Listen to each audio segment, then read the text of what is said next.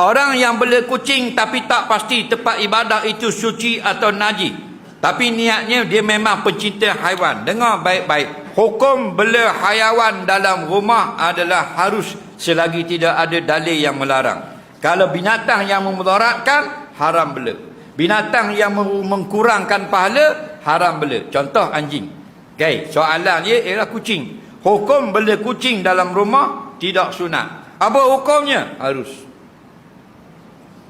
Okey, bukan sunat tapi harus.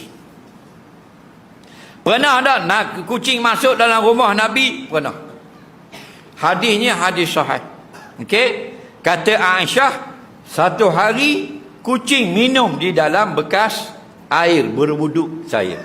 Dan pernah Nabi, kata Aisyah, ambil wuduk daripada baldi yang sebelum itu datang kucing minum dalam baldi. Mana baldi itu bukan ada kat luar rumah, dalam rumah Aisyah. Mana datang Nabi ke rumah Aisyah menggunakan wuduk dari baldi itu, sedangkan kucing sudah minum air. Menunjukkan kucing pernah ada dalam rumah Nabi. Cuma tidak dikatakan bela kucing sunnah Nabi.